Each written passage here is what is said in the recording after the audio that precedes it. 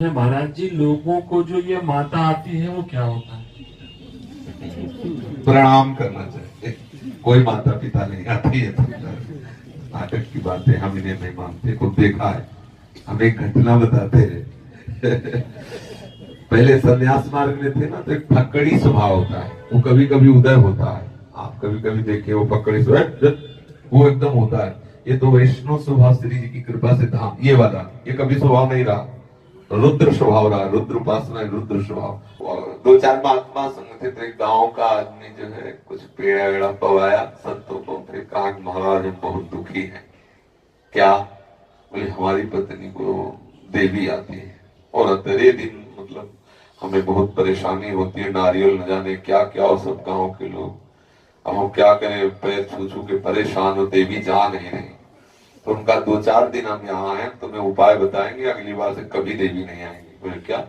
बोले इस बांस की एक हरी छड़ी लाओ और हम उसे मंत्र से सिद्ध करते रहे, अब देवी नहीं आएंगी। वो बोला भला किसान आदमी, बांस काट के हरी मोटी से एकदम, और बहुत लगती हरी है। बोले देखो, जब तक ये ना कहे कि मैं जिंदगी में नहीं आऊंगी तब तक मारना बंद मत करना। हमने इसे मंत्र से अभिमंत्रित कर दिया है, और अगर जब बोल दे कि जिंदगी में नहीं आऊंगी तो जान लेना कि वो जिंदगी में नहीं आएगी। बोले बड़ी महाराज कृपा के हम परेशान हैं, रुपया पैसा लगा लगा के ये फल वो फूल ये धूपबत्ती अगरबत्ती। बोले बिल्कुल जाओ, हमने मंत्र से सिद्ध कर दिया छड़ी।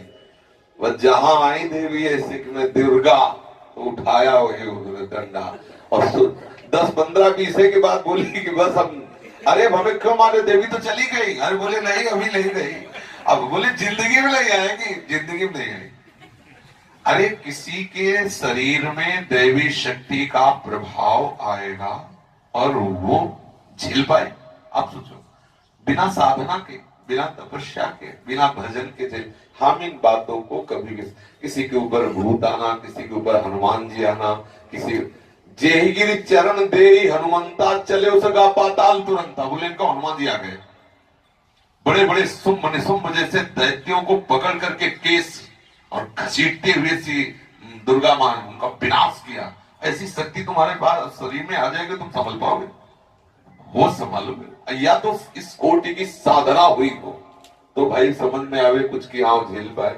0 वाट का पावर का बल्ब 11,000 वाट की बिजली कहाँ झेल सकता है? हम इन बातों पर विश्वास नहीं थे। तो कुछ ऐसी भ्रांतियां हैं जो जीवों को परेशान किए हुए हैं।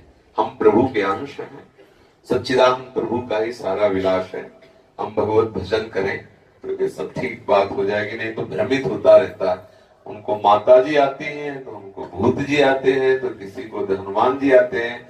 और भैया हम आने जाने वालों से ज्यादा प्रेम करते हैं, हम तो स्थायी रहने वालों से प्रेम करते हैं।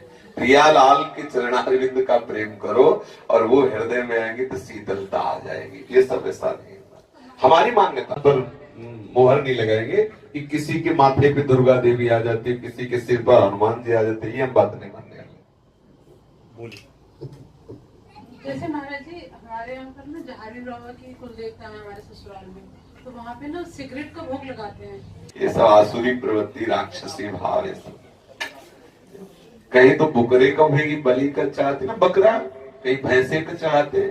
ये सब कितना घोर निंदनीय। अरे माँ है, माँ वो माँ शराब पिएगी, माँ सिगरेट पिएगी, माँ मांस खाएगी, माँ अपने बच्चे को खाएगी। अरे चाहे आप काली बोलो, दुर्गा बोलो, चामुंडा बोलो, सारा जगत उसका बच्चा है। उसको कहा जाता है जगदम्बा, जगत की माँ। जैसे हम उसके लिए प्राण प्यारे, वैसे बकरा भी उसके लिए प्राण प्यारा, भैंसा भी प्राण प्यारा। अब बकरे की हत्या करने पर माँ प्रसन्न हो जाएगी। अरे बड़ी तुम्हारे अंदर श्रद्धा है तो अपना खून फाड़ के दो, तुम जान भाई, अपना खून फाड़ के कि माँ मेरी श्रद्धा, मैं खून अपना देता। तो भाई चलो कोई श्रद्धा है आप शरीर पे, हम करते खून। बकरे के ऊपर काटने में क्या जाता है? कोई भी अरे दूसरे की हत्या करने में ये कोई बलि है? बोले हमें बलि चढ़ा रहे हैं, मूर्खता है। किसी भी जीव को उसी में माँ भगवती देख लो, बकरे में। क्या माँ भगवती उसमें नहीं? क्या बकरे में? उसकी हत्या करना। शराब, बोले देवी का शराब होगा, भोग लगा, प्रसाद पा गए।